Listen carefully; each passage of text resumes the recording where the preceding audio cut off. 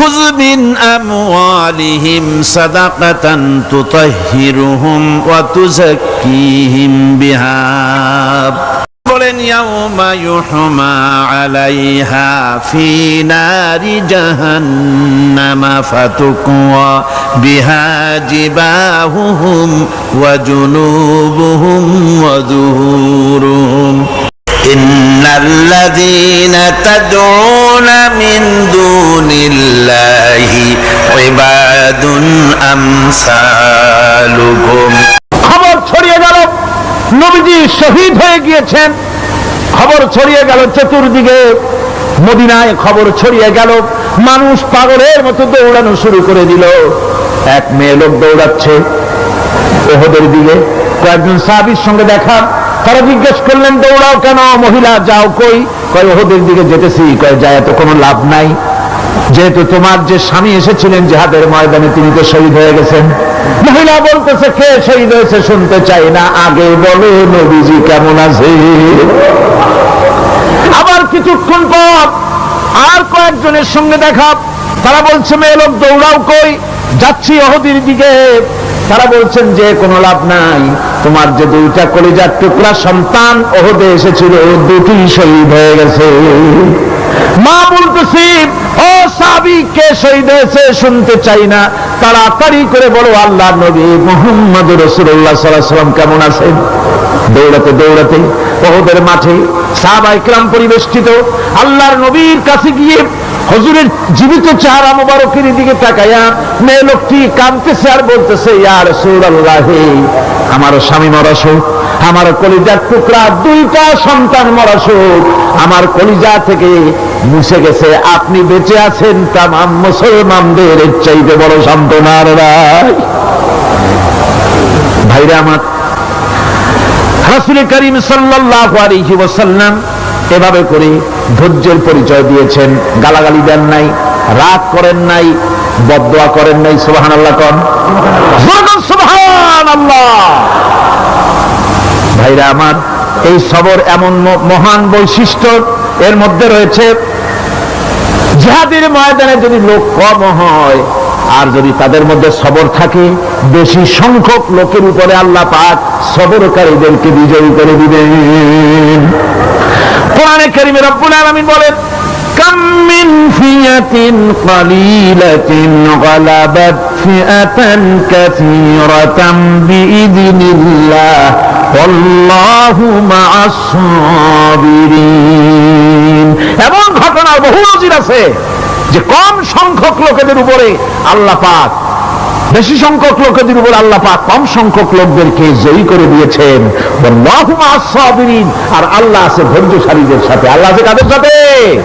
দেখেন না বদরের কামটা, বদরের ময়দান, 313 জন মুসলমান, অস্ত্রপাতি নাই, সামান্য সামান্য অস্ত্র, আর কাফেররা এসছে হাজারেরও বেশি। আমার বন্ধুগণ, ধৈর্য কত বড় কাম দিল, ধৈর্য ধারণ করেছেন তারা, আল্লাহর উপরে ভরসা করেছেন। আল্লাহ রাব্বুল আলামিন অস্ত্রের কাজ কি দিয়া করায় দিলেন। একজন সাহাবী এসে বলছেন হুজুর, জিহাদের ময়দান, ইসলামের প্রথম জিহাদ, আমার কাছে তো অস্ত্র নাই, মেহেরবানি করে একটা অস্ত্র আমারে দেন, আমি লাফায় পড়ি জিহাদের মধ্যে। হুজুর বলেন অস্ত্র তো আমার কাছে নাই, দিবটা কি? সাহাবী বলছেন হুজুর, অস্ত্র না থাকে যা পারেন তাই দেন, আপনার হাত দিয়ে যা দিবেন আমি দাঁড়ায় থাকতে পারবো না, জিহাদে আমাকে শরীক হতেই হবে। নবীজি কাছে পেলেন একখানা শুকনা খেজুরের ডালখানা তুলে সাহাবীর হাতে তুলে দিলেন।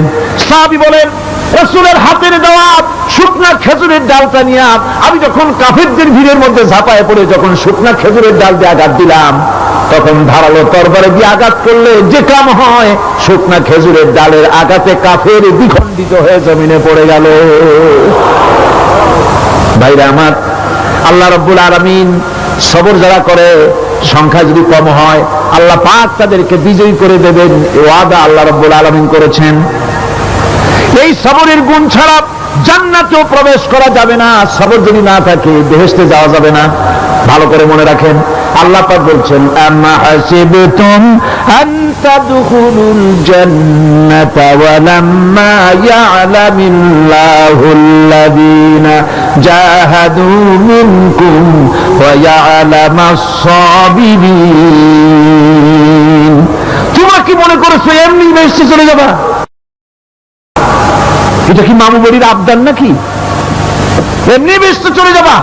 অথচ আল্লাহ রাব্বুল আলামিন এখনো দেখেন নিননি যে তোমাদের মধ্যে কারা জিহাদ করতে প্রস্তুত, কারা তোমাদের মধ্যে জিহাদ করে জান দেওয়ার জন্য প্রস্তুত, আর কারা ধৈর্যধারী, এটা তো আল্লাহ এখনো দেখে নেন নাই। সুতরাং হক এবং বাতিলের সংগ্রামে লিপ্ত হতে হবে। আল্লাহ দেখতে চান কারা জীবন দিতে চায়। সুতরাং ইসলামী আন্দোলনে যারা শরীক হবে তাদের বিপদ এবং মুসিবত দিয়ে আল্লাহ রাব্বুল আলামিন তাদের সাহসিকতা এবং ধৈর্যের পরীক্ষা নিবেন। কোরআনে কারীম বলছে, وَلَنَبْلُوَنَّكُمْ حَتَّى نَعْلَمَ الْمُجَاهِدِينَ مِنكُمْ وَالصَّابِرِينَ وَنَبْلُوَ أَخْبَارَكُمْ। অবশ্যই আমি তোমাদেরকে পরীক্ষার সম্মুখীন করব, আর তোমাদের মধ্যে সত্যিকার মুজাহিদ, দৃঢ়তা অবলম্বনকারী কারা আমি তা দেখব। এটা যেন আমি দেখে নিতে পারি, সেই জন্য আমি বিপদ এবং মুসিবতের মধ্যে তোমাদের ফেলবো। ধৈর্যধারীদের উপরে আমার রহমত অবশ্যই থাকবে। قُلْ مَنْ يَرْزُقُكُم مِّنَ السَّمَاءِ وَالْأَرْضِ أَمَّنْ يَمْلِكُ السَّمْعَ وَالْأَبْصَارَ وَمَنْ يَخْرُجُ الْحَيَّ مِنَ الْمَيِّتِ وَيُخْرِجُ الْمَيِّتَ مِنَ الْحَيِّ। আকাশের প্রশস্ত বুক থেকে এবং জমিনের এই প্রশস্ত বুক থেকে কে রিজিক তোমাদের খাদ্যকে উৎপাদন করে, কে নির্জীব থেকে সজীবকে বের করেন, আর কে সজীবকে নির্জীবে পরিণত করেন, তিনি কে? তিনি হচ্ছেন আল্লাহ পাক। আল্লাহ পাক বলছে, এই প্রশ্ন যদি তাদেরকে করা হয় তো তারা কি বলবে? আল্লাহ পাক বলেন, وَمَنْ يُدَبِّرُ الْأَمْرَ فَسَيَقُولُونَ اللَّهُ فَقُلْ أَفَلَا تَتَّقُونَ। হে নবী, এদেরকে প্রশ্ন করুন, এদেরকে যদি প্রশ্ন করা হয় এই পৃথিবীর সুন্দর পরিচালনা পদ্ধতি কে করেন, তাহলে তারা এক কথায় বলবে, নিজের থেকেই বলবে আল্লাহ। কে করছেন? সবকিছু আল্লাহ। আল্লাহ পাক বলেন, নবী তাহলে তাদেরকে বলেন, এ কথা জানার পর, এ কথা বোঝার পরেও কেন তারা ঔদাসীন্যতা দেখাচ্ছে, কেন তারা গাফিল হয়ে যাচ্ছে, কেন তারা আল্লাহ পাককে ভয় করে তার পথের অনুসারী হচ্ছে না? যে আল্লাহ রাব্বুল আলামিন এত কিছু করছেন, তিনি তার পরিচয় সম্পর্কে বলে দিচ্ছেন, ফাযালিকুমুল্লাহু রাব্বুকুমুল হক ফামাযা বা'দাল হক ইল্লাদ দালাল। নিশ্চয়ই এসবের মূলে রয়েছেন তোমাদের রব, আমাদের আল্লাহ, আমাদের রব। সুতরাং উজ্জ্বল সত্য প্রকাশিত হওয়ার পর গোমরাহি ছাড়া আর কিছুই বাকি থাকে না। সুতরাং যারা সত্যের পথের অনুসরণ করতে চায়, রবকে চিনতে হবে, আল্লাহ পাককে জানতে হবে এবং তাকে অনুসরণ করতে হবে, তাকে রব হিসাবে চিনতে হবে। আমার বন্ধুগণ, এটা হচ্ছে সেই রুবুবিয়াত ইলাহি যার দিকে হযরত মূসা আলাইহিস সালাম ইঙ্গিত করেছিলেন ফিরআউন যখন তাকে প্রশ্ন করেছিলেন, ফামান রাব্বুকুমা ইয়া মূসা। হে মূসা, তোমাদের দুজনের রব কে? তোমাদের রব, তোমাদের প্রভু কে?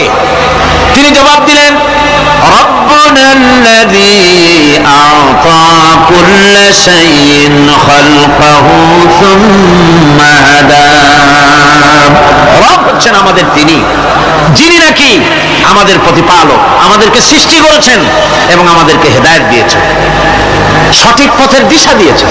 এখানে হেদায়েত হচ্ছে, এখানে হেদায়েত শব্দের অর্থ হচ্ছে সৃষ্টি শুধু করেন নাই, তাকে চলা, তার খাদ্য অনুসন্ধানে, তাকে বেঁচে থাকার সবকিছুর উপকরণ, এর কমন সেন্স, এর সাধারণ জ্ঞান আল্লাহ পাক তার সাথে দিয়েছেন। তিনি হচ্ছে রব।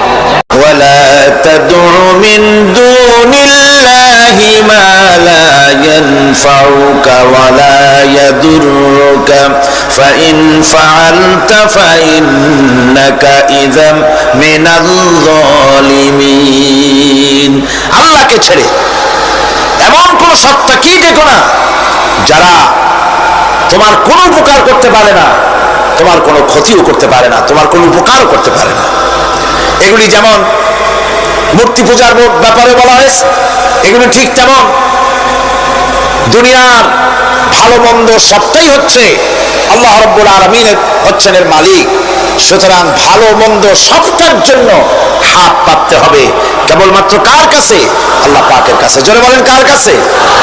দেখুন আল্লাহ পাক তার রাসূলকে কি কথা বলছেন। আল্লাহ রাব্বুল আলামিন তার হাবিবকে বলছেন, وَيَمْسَسْكَ اللَّهُ بِضُرٍّ فَلَا كَاشِفَ لَهُ إِلَّا هُوَ। আল্লাহ রাব্বুল আলামিন তিনি যদি তোমাকে কোনো বিপদ দেন, তাহলে পৃথিবীর এমন কেউ নাই যে সে বিপদ থেকে তোমাকে রক্ষা করতে পারে বা ঠেকাতে পারে।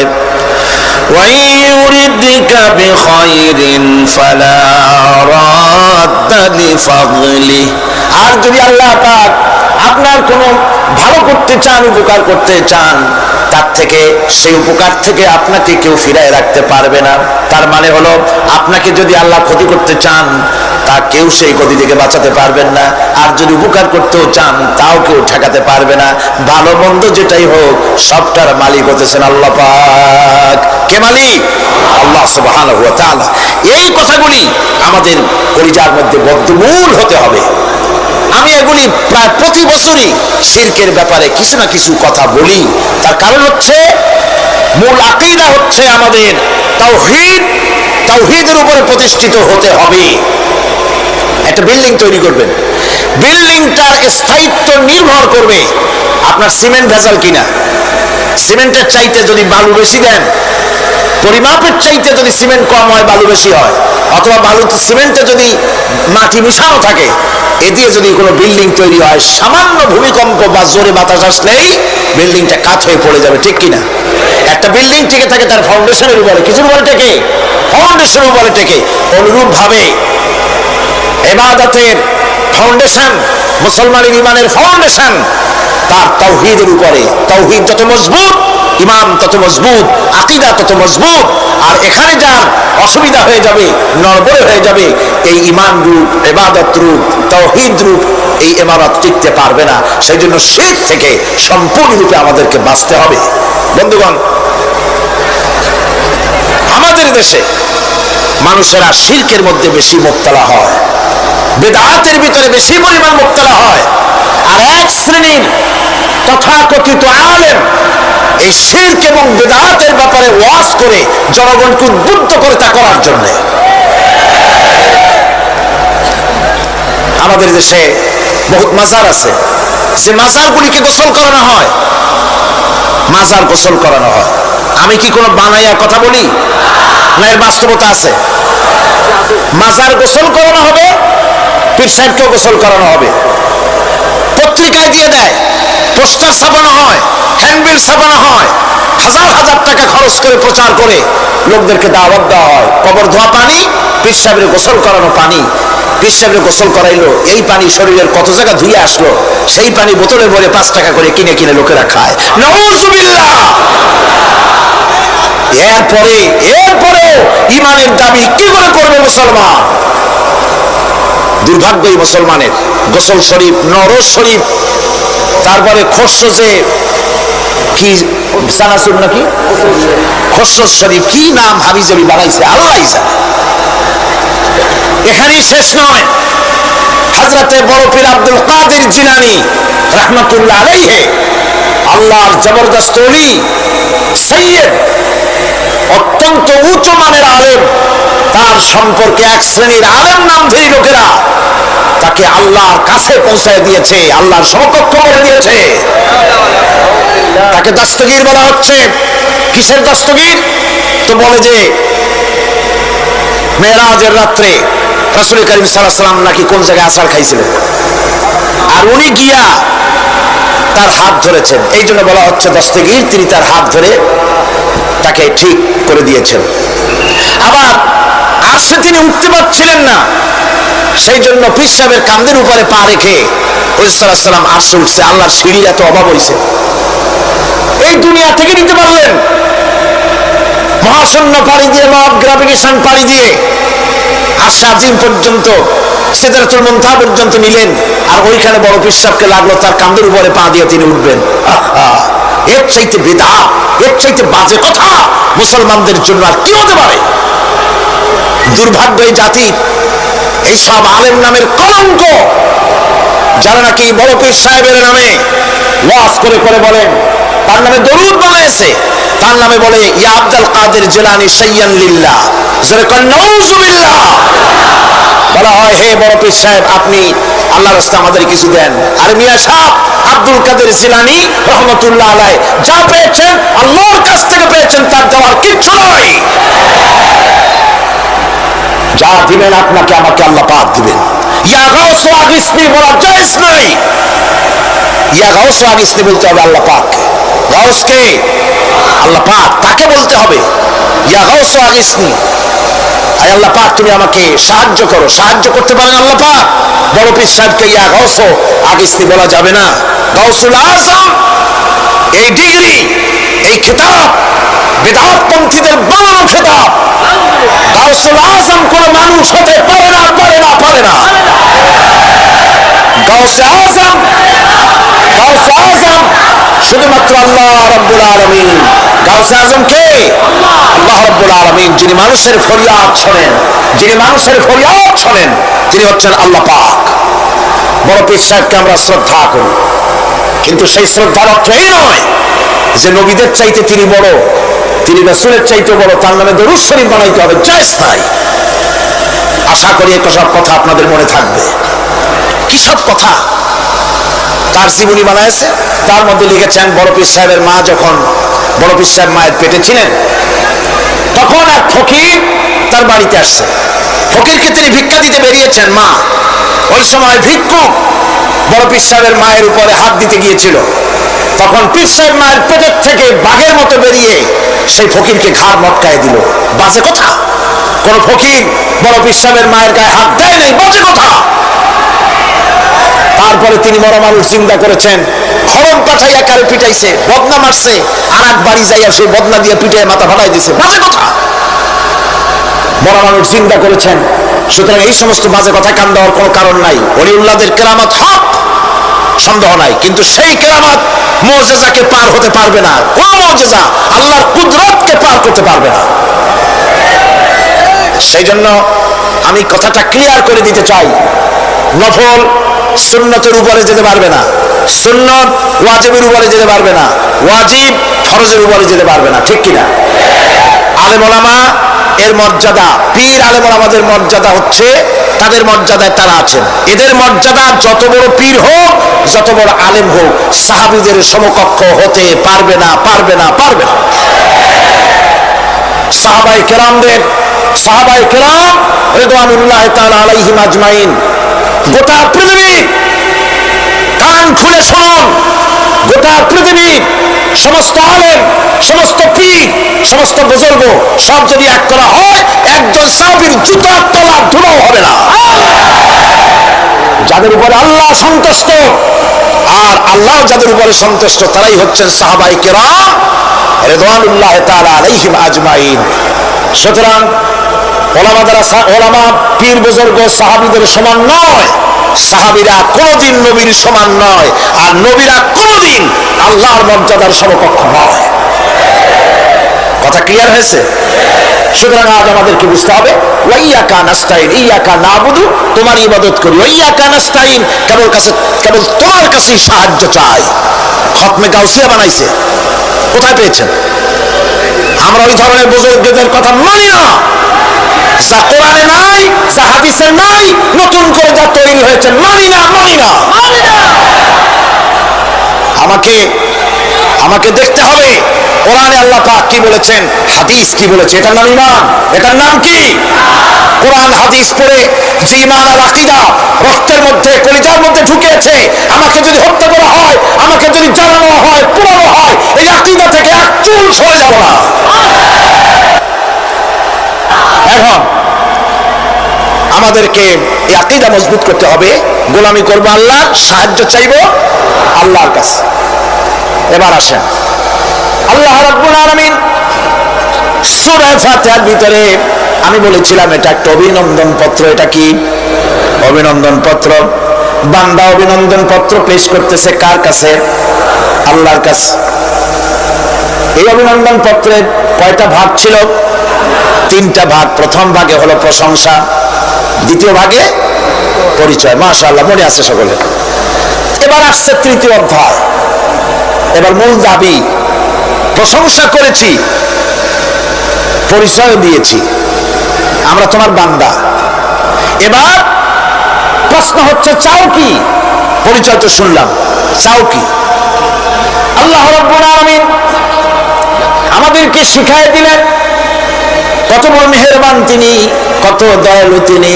তার কাছে চাওয়ার ভাষাটাও তিনি আমাদের শিখাই দিলেন। যেন সুবহানাল্লাহ।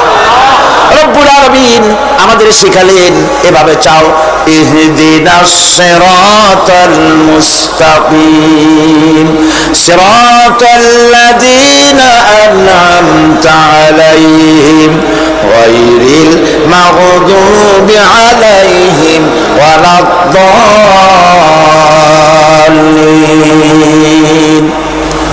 আয় আল্লাহ, ইহদিনাস সিরাতাল মুস্তাকিম, একটা রাস্তা চাই, সহজ সরল সঠিক একটি পথ চাই তোমার কাছে। সেই পথটা চাই যে পথ হচ্ছে নিয়ামত প্রাপ্তদের, অভিশপ্ত এবং পথভ্রষ্টদের পথ নয়। যে পথ নিয়ামত প্রাপ্তদের, ওই ধরনের একটা পথ আমরা চাই। পথ দেখাবার মালিককে কোরআনে কারীম বলছে, আল্লাহ রাব্বুল আলামিন বলেন, ওয়া আলাল্লাহি কাসদুস সাবিলি ওয়া মিনহা জাইরুন ওয়ালাউ শাআ লাহাদাকুম আজমাইন। ওয়া আলাল্লাহি কাসদুস সাবিল, সোজা রাস্তা বলে দেওয়ার দায়িত্ব আমি আল্লাহর। সোজা রাস্তা বলে দেওয়ার দায়িত্ব কার? তিনি বলছেন, বলার দায়িত্ব আমার, সোজা রাস্তাটা আমি বলে দেব। আল্লাহ রাব্বুল আলামিনের কাছে বান্দা যখন রাস্তার দাবি করলো, সোজা পথ চাই, সহজ পথ একটা তোমার কাছে চাই, রব্বুল আলামিন সূরা ফাতিহার 7টা আয়াতের এই অভিনন্দন পত্রের জবাবে 30 পারা কোরআন শরীফ আল্লাহ পাক বান্দারে দান করে দিলেন। জবাবে বলে দিলেন, ওয়ানিবুদুনি হাযা সিরাতুম মুস্তাকিম। সোজা রাস্তাটা হলো আমার আনুগত্য, আমার গোলামি, আমার দাসত্ব, এটাই হলো সোজা রাস্তা। এই সোজা রাস্তাটা আমি বলবো। রাস্তা তো অনেক হতে পারে, কিন্তু সোজা রাস্তা বলে দেওয়ার দায়িত্ব কার? আল্লাহ পাকের। দেখেন, এই যে বিশাল মাহফিল, এই মাহফিলে যত লোক আসছে, সব লোক কি একমতে, এক চিন্তা, এক আদর্শে? না। এই কয়েক লক্ষ জনতার ভেতরে হাজারো মতের লোক আছে, হাজারো চিন্তার লোক আছে, হাজারো আদর্শের লোক আছে। সব আদর্শ, সব চিন্তা, সব কি ঠিক? সবটাই কি নির্ভুল? না, সঠিক নির্ভুল একটা। কয়টা হয়? একটাই হয় মাত্র। এই জন্য আমি দৃষ্টান্ত দিতে গিয়ে বলি, অঙ্ক পরীক্ষা যেদিন হয়, ছেলেরা অঙ্ক পরীক্ষা যেদিন দেয়, সেই অঙ্ক পরীক্ষা দিতে গিয়ে অঙ্ক যারা ভুল করে, তাদের ফলাফল কয় রকম হয় বলেন? হ্যাঁ, অনেক রকম হয়। আর যাদের অঙ্ক যাদের ঠিক হয়, তাদের ফলাফল কয় রকম? একরকম। তার অর্থ কি? তার অর্থ হলো ভুলের পথ অনেক, আর হকের পথ, বাতিলের পথ অনেক, ভুলের পথ অনেক, সঠিক এবং হক যেটা, তার পথ হচ্ছে মাত্র একটা। এই জন্য আল্লাহ রাব্বুল আলামিন তিনি সোজা রাস্তা বলে দেওয়ার দায়িত্বটা নিয়েছেন। কোরআন বলছে, প্রত্যেকটি সৃষ্টির শুরু হতে শেষ পর্যন্ত 4টা স্তর পার হতে হয়। তার সর্বশেষ স্তর হলো হেদায়াত। 4টি স্তর পার হওয়ার সর্বশেষ স্তর হচ্ছে হেদায়াত। আল্লাযী খালাকা ফাসাওয়া ওয়াল্লাযী কাদ্দারা ফাহাদা। তিনি সকল বস্তুকে সৃষ্টি করেন এবং তারপর তার পরিমাপ, তার কর্মপথ, তার হেদায়েত তিনি দিয়ে দেন। তার মানে হচ্ছে, তিনি সৃষ্টি করেন, সামঞ্জস্য রাখেন, পরিমাপটা ঠিক করেন এবং পথের নির্দেশ দেন। সৃষ্টি করেই ছেড়ে দেন না, তার হেদায়েত দিয়ে দেন, তার পরিমাপটা ঠিক করেন, সামঞ্জস্য করেন। কিরকম? দেখুন, আপনি যখন দাঁড়ান, তখন আপনার পায়ের উপরে হাঁটু থেকে হাঁটুর নিচের যে অংশটা পা পর্যন্ত, ওইটাকে কি কয়? পা। নলা, এই তো ঠিক বলছেন, নলা। আপনারা আমাকে সাহায্য করবেন যেখানে আমি আটকে যাই। নলা, এই নলাটা পায়ের সেন্টারে যদি রাখা হতো, বোঝেন ভালো করে, পায়ের সেন্টারে এই জায়গাটা, এটা ধরুন পা, এই জায়গাটায় যদি হতো পায়ের নলাটা, হয় সিধাই পড়তেন না হয় ফুটোই পড়তেন। আল্লাহ পাক বলছেন শুধু সৃষ্টি করি না, সামঞ্জস্য এবং পরিমাপ ঠিক করি। মাপ মতো পাটা সামনে গোড়ালির কাছে নলাটা বসায় দেওয়া হয়েছে, যাতে আপনি সিটো না হন, বুটো হয়ে না পড়েন। সুবহানাল্লাহ কইতে ইচ্ছে করে না? এই নলাটা যদি আঙ্গুলের দিকে আসতো আর পাটা যদি পিছনের দিকে বেশি অংশ থাকতো, যতই সামনে হাঁটতেন ততই পিছনে চলে যেতেন। ভূত নাকি, ভূতের পা থাকে নাকি পিছনের দিকে, বলে লোকেরা, আমি দেখি নেই। ভূত নাকি সামনে আগাতে গেলে পিছনে চলে যায়। এ পায়ের সামঞ্জস্যটা, অনেক কথা বলবো না, দুই একটা দৃষ্টান্ত দেবো, তাতেই বুঝে ফেলবেন। আল্লাহ পাক বলেন শুধু সৃষ্টি করি না, তার সামঞ্জস্য এবং পরিমাপকে ঠিক করে দেই। মুরগির বাচ্চা ডিমের থেকে বেরোয়, তারে যদি ওর মায়ের শুদ্ধ যদি আপনি ভরা দেন, পানির মধ্যে ডুবে মরে যাবে। আর ওর মার চিৎকারের চোটে সারা গ্রামের মানুষ এক জায়গায় হবে। আর হাঁসের ডিম থেকে বাচ্চা বেরোলে সেই বাচ্চা ওর মা বাবা দুজনকেই ভরায় দেন পানির মধ্যে, সাঁতরায় উঠে আসবে, ঠিক কিনা? কে শিখালো সাঁতার? কে শিখালো? শুধু সৃষ্টিই করেন না, আল্লাহ পাক সৃষ্টি করেন, সামঞ্জস্য এবং পরিমাপকে ঠিক করেন এবং তাকে পথের নির্দেশ দেন। এটা হলো সর্বশেষ, সৃষ্টি করে ছেড়ে দেন না। যেমন কোরআনে কারীমে হযরত ইব্রাহিম আলাইহিস সালাম, তিনি তার সম্প্রদায়ের সাথে যে কথোপকথন করেছিলেন, বিষয়টি আল্লাহ পাক কোরআনে কারীমের মধ্যে কোট করে দিলেন। এই হেদায়েতের বিষয় সেখানে আছে বলে আল্লাহ পাক বিষয়টা কোরআনে জায়গা করে দিলেন।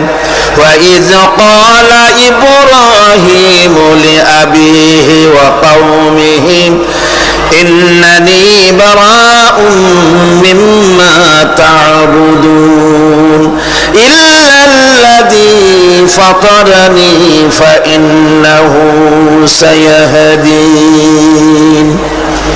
ইব্রাহিম আলাইহিস সালাম তার পিতা এবং তার গোত্রকে বললেন, তার সম্প্রদায়ের লোকদেরকে, নিঃসন্দেহে আমি মুক্ত, আমি পবিত্র। তোমরা যেসব জিনিস দিয়ে যেসব এর ইবাদত করো, গোলামি করো, আনুগত্য করো, আমি তার থেকে পবিত্র। আমি তো শুধু ইবাদত করি, গোলামি করি সেই স্রষ্টা যিনি আমাকে সৃষ্টি করেছেন। আমার সম্পর্ক শুধুমাত্র সেই সত্তার সাথে যিনি সৃষ্টি করেছেন। আল্লাযী খালাকানি ফাহুয়া ইয়াহদিন, যিনি আমাকে সৃষ্টি করে শুধু সৃষ্টি করেন নাই, আমাকে হেদায়েত দিয়েছেন, আমাকে পথের দিশা দিয়েছেন। ওয়াল্লাযী হুয়া ইউতঈমুনি ওয়া ইয়াসকিন, যিনি আমাকে সৃষ্টি করেছেন, তিনি হেদায়েত দিয়েছেন। আর আমি যখন তৃষ্ণার্ত হই তিনি আমাকে পান করান, আমি যখন ক্ষুধার্ত হই তিনি আমাকে আহার দেন। ওয়া ইযা মারিতু ফাহুয়া ইয়াশফিন, আর যখন অসুস্থ হই তখন তিনি আমাকে রোগ মুক্ত করে দেন। সুবহানাল্লাহি ওয়া বিহামদিহি। তাহলে কি হলো? অর্থাৎ যে প্রতিপালক, তার প্রতিপালন পদ্ধতি আমার সকল প্রয়োজন মিটান, যিনি আমাকে পান করান, আহার করান, অসুস্থ হলে যিনি আমাকে সুস্থ করেন। হেদায়েতের কামটা তিনি আরেকজনের জন্য রাখেন নাই, তিনি আমার হেদায়েতের ব্যবস্থাও করেছেন। ভাইরা আমার, আল্লাহ রাব্বুল আলামিন শুধু সৃষ্টি করেন নাই, সৃষ্টি করে হেদায়েত দিয়েছেন, মানুষকে হেদায়েতের রাস্তা বলে দিয়েছেন। সঠিক পথ কোনটি, সেই পথের কথাও তিনি পরিষ্কার করে বলে দিয়েছেন। এই জন্য আল্লাহ পাক বলেন, কোরআন মাজিদ হেদায়েতকে বিরাট দান বলে ঘোষণা করেছে। মানুষের জন্য যে হেদায়েত আল্লাহ দিয়েছেন তার সবচাইতে বড় দান, জোরে কোন সুবহানাল্লাহ।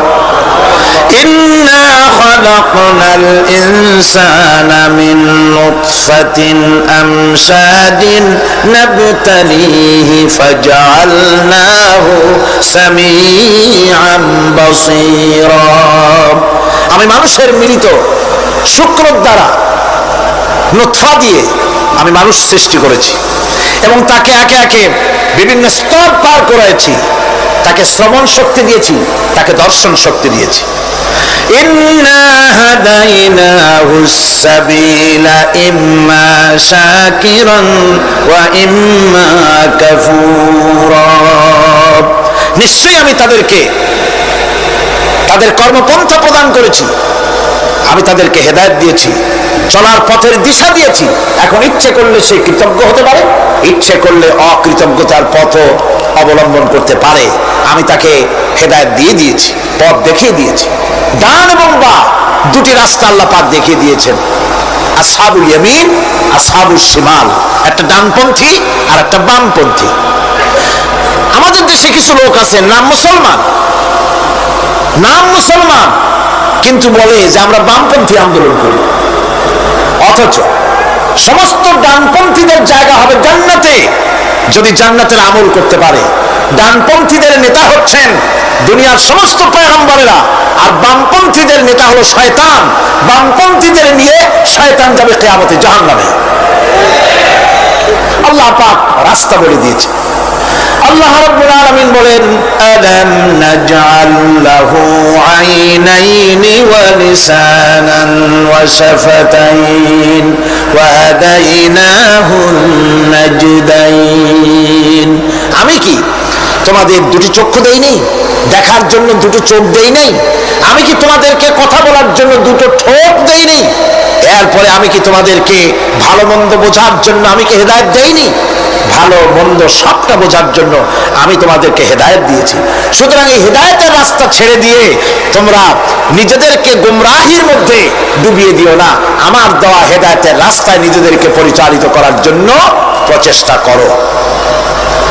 আল্লাহ পাক বলেন, والذين جاهدوا فينا لنهدينهم سبلنا وإن الله لمع المحسنين। যারা আমাকে পাওয়ার জন্য সাধনা করেছে তাদের পথ প্রদর্শন করা আমার জন্য অবশ্য কর্তব্য। অন্য জায়গায় আল্লাহ পাক বলেছেন, ওমান ইয়াত্তাকিল্লাহা ইয়াজআল লাহু মাখরাজা। যে ব্যক্তি আমাকে ভয় করে চলে, আমার প্রতি আশা করে, ভরসা করে, তার জন্য আমি রাস্তা তৈরি করে দিই। সুবহানাল্লাহ। সুতরাং হেদায়েত আল্লাহ পাক দিয়েছে, এমন নয় যে তিনি রাস্তা তৈরি করেন নাই। কোরআন খোদাই হেদায়েতের নাম দিয়েছে হুদা। খোদাই হেদায়েতের নাম কি? হুদা। এই কোরআনের এক নাম হচ্ছে, এই কোরআনের এক নাম কি? কোরআন বলছে, فمن تبع هداي فلا خوف عليهم ولا هم يحزنون। আমার এই কোরআন, এই হেদায়েত যারা মানবে, এটাকে যারা অনুসরণ করে চলবে, এটার আইন কানুন যারা মেনে চলবে, ওদের জন্য কোনো ভয় নাই, কোনো চিন্তাও নাই, কোনো ভয় নাই, কোনো চিন্তা নাই যারা এই কোরআনের হেদায়েতকে মেনে চলবে। আল্লাহর হেদায়েত হলো সবচেয়ে বড় হেদায়েত। আল্লাহ পাক বলছেন, কুল ইন্না হুদাল্লাহি হুয়াল হুদা ওয়া উমিরনা লিনুসলিমা লিরাব্বিল আলামিন। হে রাসূল, আপনি বলুন, আল্লাহর হেদায়েত হলো সবচেয়ে বড় হেদায়েত। অর্থাৎ আল্লাহ যে রাস্তা দিয়েছেন, আল্লাহ যে কোরআন দিয়েছেন, এর থেকে বড় হেদায়েত মানুষের জন্য আর কিছু হতে পারে না। আল্লাহ পাক বলেন, ওয়ালান তারদা আনকাল ইয়াহুদু ওয়ালান নাসারা হাত্তা তাত্তাবিআ মিল্লাতাহুম কুল ইন্না হুদাল্লাহি হুয়াল হুদা। স্মরণ রাখুন হে নবী, ইহুদিরা, খ্রিস্টানেরা কিছুতেই আপনার প্রতি খুশি হবে না যতক্ষণ পর্যন্ত আপনি ইহুদি হবেন অথবা খ্রিস্টান হবেন। ওরা কোনোদিন মুসলমানদের উপরে রাজি হবে না, খুশি হবে না। মনে রাখতে হবে, একমাত্র সঠিক পথ ইহুদিদের পথ সঠিক নয়, নাসারাদের পথ সঠিক নয়। আসল পথ হলো আল্লাহ পাকের পথ। কার পথ আসল? আসল রাস্তা, আসল পথটি আল্লাহ পাক কোরআনে কারীমের মধ্যে বিশদভাবে বলে দিয়েছেন। এবং ইহদিনাস সিরাতাল মুস্তাকিমের ব্যাপারে আল্লাহ পাক কোরআনে সাফ করে বলে দিয়েছেন যে আমি এর বিনিময়ে তোমাদেরকে কোরআন দিলাম। বস্তুত ইহদিনাস সিরাতাল মুস্তাকিম এর জবাব হলো, ওয়া ইন্নাল্লাহা রাব্বি ওয়া রাব্বুকুম ফা'বুদুহু হাযা সিরাতুম মুস্তাকিম। নিঃসন্দেহে আল্লাহ তোমাদের এবং আমাদের রব। আর সুতরাং তারই উপাসনা করতে হবে, এটাই দ্বীনের সরল পথ। আর এটা কোনো নতুন পথ নয়। আল্লাহ যে পথটা দিয়েছেন রাসূল করিম সাল্লাল্লাহু আলাইহি ওয়াসাল্লামের মাধ্যমে, সেটা কি কোনো নতুন পথ না। কোরআন বলছে এটা নতুন পথ নয়। শারা'a লাকুম মিনাদ দীন মা ওয়াসসা বিহি নূহান ওয়াল্লাযী আওহাইনা ইলাইকা ওয়া মা ওয়াসাইনা বিহি ইব্রাহিম ওয়া মূসা ওয়া ঈসা আন আকিমুদ দীন ওয়া লা তাতাফাররাকু ফীহি। শারা'a লাকুম মিনাদ দীন, এই দিন তিনি তোমাদের জন্য সেই দিনই মনোনীত করেছেন যা হযরতে নূহ আলাইহিস সালাম এর উপরে তিনি ওসিয়ত করেছেন। যা ওসিয়ত করা হয়েছিল, নসিহত করা হয়েছিল হযরতে নূহ আলাইহিস সালামের প্রতি, তিনি মনোনীত করেছিলেন হযরত নূহ আলাইহিস সালামকে এই দ্বীনকে প্রচার করার জন্য। আর যার উপরে চলার জন্য হযরত ইব্রাহিম, হযরত মূসা, হযরত ঈসাকে নির্দেশ করা হয়েছিল। তাদের সকলের শিক্ষাই ছিল একটা, যে আল্লাহ পাকের দ্বীনকে প্রতিষ্ঠা করো, আর এই ব্যাপারে কোন রকমই নিজেদের মধ্যে পার্থক্য, মত পার্থক্যের সৃষ্টি করো না। এখন কথাটা আরো ক্লিয়ার করে দেই। ইহদিনাস সিরাতাল মুস্তাকিম চাইছিলাম, আল্লাহ আমাদেরকে একটা সহজ রাস্তা দাও। সেই সহজ রাস্তা বলে দেওয়ার জন্য এসেছে কোরআন। সেই সহজ রাস্তা বলে দেওয়ার জন্য কি এসেছে? যারা বলেন কি? এই কোরআনে কারীম যদি প্রতিষ্ঠিত করা যায় সমাজে, রাষ্ট্রে, ব্যক্তিতে, পরিবারে, কোরআন যদি প্রতিষ্ঠিত করা যায়, তাহলেই মানুষেরা সহজ সরল পথ পাবে। নইলে সহজ সরল পথ পৃথিবীতে আর কারো কাছে নাই। যা আছে সবটা কার কাছে? কোরআনে কারীমের কাছে। এরপরে আমরা বলি সিরাতাল্লাযীনা আন'আমতা আলাইহিম গায়রিল মাগদুবি আলাইহিম ওয়ালাদ-দাল্লিন। রাস্তা থেকে মানুষেরা মাঠের ভিতরে নামার চেষ্টা করছেন, কিন্তু মানুষকে কষ্ট দেওয়া ছাড়া কিছুই হবে না। আমি অনুরোধ করছি, রাস্তা থেকে লোকেরা মাহফিলের ভেতরে ঢোকার চেষ্টা করবেন না। বিরাট রকমের ব্যাঘাত সৃষ্টি হবে। সকলে বসে বলুন, যিনি যে জায়গায় আছে সেখানে বসুন, চাপ সৃষ্টি করবেন না, বসুন। আপনারা দাঁড়ালে আরো বিশৃঙ্খলার সৃষ্টি হবে। কোরআনের মাহফিল, খবরদার বেয়াদবি করবেন না, কেউ দাঁড়াবেন না। যারা দাঁড়িয়েছেন বসেন, আর জোরে সরে জিকির করেন লা ইলাহা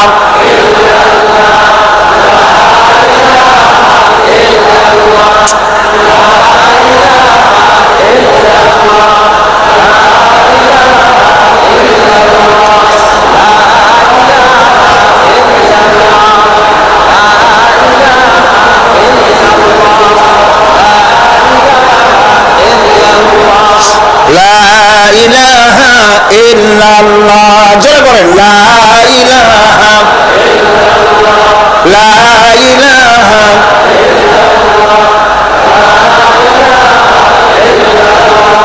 লা ইলাহা ইল্লাল্লাহ মুহাম্মাদুর রাসূলুল্লাহ।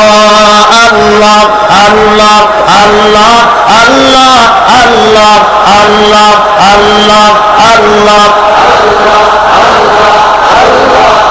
আরো জোরে বলেন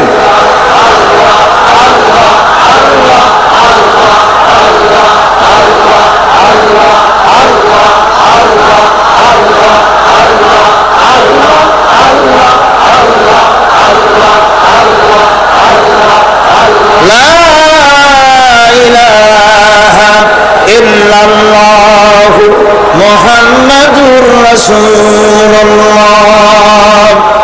বন্ধুগণ, এত বড় বিশাল মাহফিল, পুলিশ, আর্মি কেউ এটাকে কন্ট্রোল করতে পারবে না। এটাকে কন্ট্রোল করার দায়িত্ব আল্লাহ পাকের। কার দায়িত্ব? আল্লাহর কাছে সাহায্য চাই। আল্লাহ পাক কোরআনের মাহফিল, কোরআন শোনার জন্য মানুষের কাছে সহজ করে দেওয়া, জোরে কোন আমিন। প্রচন্ড রকমের মানুষের চাপ সৃষ্টি হয়েছে। আপনারা রাস্তা থেকে মানুষকে চাপাচাপি করবেন না, সবাই বসেন, হাঁটতে চেষ্টা করবেন না। এত বড় মাহফিল, আপনি হাঁটিয়া মানুষকে কষ্ট দিবেন না। যারা যেখানে দাঁড়াইছে সেখানে বসেন, বরকত হবে। হাঁটলে গুনাহ হবে, হাঁটবেন না। বন্ধুগণ, আমি আজ খুব লম্বা কথা বলবো না, কারণ মানুষের প্রচন্ড অতীতের যে কোনো বছরের তুলনায় প্রচন্ড চাপ সৃষ্টি হয়েছে মানুষের। আমি কথা গোছায় আনতেছি। সিরাতুল মুস্তাকিম, এজন্য মডেল দরকার। কার অনুসরণ করব? আল্লাহ পাক শিখায় দিলেন, সিরাতাল্লাযীনা আন'আমতা আলাইহিম। পড়েন সবাই, সিরাতাল্লাযীনা আন'আমতা আলাইহিম গায়রিল মাগদুবি আলাইহিম ওয়ালাদ-দাল্লিন। আয় আল্লাহ, অনুগ্রহপ্রাপ্ত দল, সেই রাস্তা, অনুগ্রহপ্রাপ্তদের রাস্তা চাই। তোমার মনোনীত ব্যক্তি, অনুগ্রহপ্রাপ্ত যারা, তাদের পথ অনুসরণ করতে চাই। এই অনুগ্রহপ্রাপ্ত দল কারা, সে কথা কোরআন শরীফে বলা হয়েছে। আল্লাহ রাব্বুল আলামিন বলেন, وَمَن يُطِعِ اللَّهَ وَالرَّسُولَ فَأُولَئِكَ مَعَ الَّذِينَ أَنْعَمَ اللَّهُ عَلَيْهِمْ مِنَ النَّبِيِّينَ وَالصِّدِّيقِينَ وَالشُّهَدَاءِ وَالصَّالِحِينَ وَحَسُنَ أُولَئِكَ رَفِيقًا। আর যে ব্যক্তি আল্লাহ এবং রাসূলের আনুগত্য স্বীকার করলো, নিঃসন্দেহে সে অনুগ্রহপ্রাপ্তদের সঙ্গী হলো। সেই অনুগ্রহপ্রাপ্ত কারা? নবীগণ। 4 শ্রেণীর লোক। কয় শ্রেণী? বলেন সবাই, কয় শ্রেণী? নবীগণ, সিদ্দিকিন, শুহাদা, সালিহিন। এই 4 শ্রেণীর লোক হচ্ছে আল্লাহ পাকের অনুগ্রহপ্রাপ্ত লোক। বলেন আলহামদুলিল্লাহ। এরাই হলো অনুগ্রহপ্রাপ্ত দল। এখন নবী কারা? নবী হচ্ছেন যারা নাকি আল্লাহ পাকের কাছ থেকে ওহীপ্রাপ্ত হয়েছেন, নিখিল মানুষের চিরন্তন শান্তি এবং কল্যাণের জন্য আল্লাহ পাকের নিকট থেকে সত্যের বিধান লাভ করেছেন। তারাই হচ্ছেন নবী, যারা আল্লাহ পাকের কাছ থেকে ওহীপ্রাপ্ত হয়েছেন। আর নবীরা হচ্ছেন মাসুম, নবীরা হচ্ছে বেগুনাহ। নবীদের কোনো ভুল নাই, নবীদের কোনো গুনাহ নাই। কারণ সুবহানাল্লাহ, এই পৃথিবীর মধ্যে সুপার কোয়ালিটির মানুষ, সর্বশ্রেষ্ঠ মানুষ কারা? নবীরা। সর্বশ্রেষ্ঠ মানুষ কারা? এখানে আবার এক শ্রেণীর লোকেরা বলে যে নবীরে মানুষ কোয়া যাবে না। আছেন এমন লোক, নবীরে মানুষ কোয়া যাবে না। কেন? কেন? নবীর সম্মান কত। আচ্ছা, নবীরে মানুষ বলবো না তো বলবো নাকি? নবীরা কি ফেরেশতা? যদি ফেরেশতা বলি তাহলে কি নবীদের মর্যাদা বাড়ানো হলো? বলেন আপনারা, বাড়ানো হলো? তাহলে নবীদেরকে কি বলবো? তারা কি জেন? যদি জেন বলি তাহলে তাতে কি মর্যাদা বাড়বে? সবচেয়ে মর্যাদা বেশি কার? মানুষের। সুতরাং এক শ্রেণীর লোকেরা খামোখাই আলেম নামধারী লোক, অথচ নবীকে মানুষ বলতে রাজি না। কোরআনে কারীম সাফ করে আল্লাহ পাক পরিষ্কার করে বলেছেন, قُلْ إِنَّمَا أَنَا بَشَرٌ مِثْلُكُمْ يُوحَى إِلَيَّ أَنَّمَا إِلَٰهُكُمْ إِلَٰهٌ وَاحِدٌ। নবী বলুন, আমি তোমাদের মতো মানুষ, আমার উপরে ওহী আসে। ইন্নামা আনা বাশারুম মিসলুকুম, তোমাদের মতো মানুষ। একটু ভালো করে বিষয়টা বোঝেন। আরো বলেছি আমি, আজকে আবার স্মরণ করায় দেই। আল্লাহ শিখাই দিচ্ছেন, বলুন আমি তোমাদের মতো মানুষ, ফেরেশতা নই, জিন নই, আমার কাছে ওহী আসে। পার্থক্য এখানে। তবে আরো পার্থক্য আছে, সেটা হচ্ছে আমরা হচ্ছি সাধারণ মানুষ, নবীরা হচ্ছেন অসাধারণ মানুষ। সুবহানাল্লাহ। আমরা হচ্ছি মানব, রাসূল আল্লাহর পয়গম্বর হচ্ছেন মহামানব। কথা বুঝে আসছে? তার মানে হলো আমরা সাধারণ মানুষ। সাধারণ মানুষেরা গুনাহ করতে পারে, ভুল করতে পারে, সব রকমের গুনাহ করতে পারে। নবীরা কোনো গুনাহ করতে পারেন না। আল্লাহ পাক তাদের দিয়ে গুনাহ করান না। আল্লাহ পাক ফেরেশতা দিয়ে, আপন কুদরত দিয়ে নবীদেরকে হেফাজত করেন। সুবহানাল্লাহ। সুতরাং এই কথা বিশ্বাস করতে হবে, সমস্ত নবীরা হচ্ছেন মানুষ। নবীদের আদর্শই কেবলমাত্র আদর্শ, সেই আদর্শকেই গ্রহণ করতে হবে, তাকেই একমাত্র নেতা হিসাবে গ্রহণ করতে হবে। আমার নেতা বলতেও রাজি না। মুশকিল কি এক জায়গায়? কয় যে নেতা বলা যাবে না। কেন? কয় যে ওই যে মানুষেরা বলে, স্লোগান দেয়, আমার নেতা, তোমার নেতা, অমুক তমুক, হেন তেন। তো এগুলির সাথে নবীরে মিশানো এটা ঠিক না। তার সাথে নবীরে নেতা কব না, কব নাকি? নবী কি হয় নেতা হবে না হয় অনুসারী হবে, এর বাইরে তো কিছুই নাই, হয় ইমাম না হয় মুক্তাদি, বাইরে কি? বাইরে তো নাই কিছু। সুতরাং নবী কি মুক্তাদি হবে? নবী কি অনুসারী হবে? নিশ্চয়ই হাজারবার নবী হচ্ছেন ইমাম, নবী হচ্ছেন নেতা। আমরা যখন আরবিতে বলি, ওনারা নিজেরাও আরবিতে বলেন, তখন কোনো আপত্তি হয় না। আল্লাহুম্মা সাল্লি আলা সাইয়্যিদিনা মুহাম্মদ, সাইয়্যিদিনা মানে হচ্ছে আমাদের লিডার, আমাদের নেতা। সাইয়্যিদিনা যখন বলে তখন আপত্তি করে না, কিন্তু আমাদের নেতা বললেই আপত্তি করেন। বাংলা ভাষা, বাংলাদেশি মানুষ হইয়া বাংলা ভাষার প্রতি গভীর জ্ঞান দেখলে দুঃখই হয়। বন্ধুগণ, মনে রাখতে হবে নবী হচ্ছেন মাসুম, বেগুনাহ এবং নেতা, আর মুহাম্মদ সাল্লাল্লাহু আলাইহি ওয়াসাল্লাম হচ্ছেন বিশ্ব নেতা, এটা কোনো সন্দেহ নাই। এই নবীর অনুসরণ করতে হবে। সিদ্দিকিন হচ্ছে সত্যকে যারা উদার, উন্মুক্ত, অকুণ্ঠ চিত্তে, দ্বিধাহীনভাবে যারা গ্রহণ করেছে, এর বিপরীত যারা করেই নাই, তারাই হচ্ছেন সিদ্দিকিন। হযরত, যেমন একটা দৃষ্টান্ত, হযরত আবু বকর সিদ্দিক রাদিয়াল্লাহু তাআলা আনহু, মেরাজ থেকে হুজুর ফিরে এসেছেন সকালবেলা, ফজরের নামাজ পড়ে বসেছেন কাবা শরীফে, তিনি বসে আছেন। তো তখন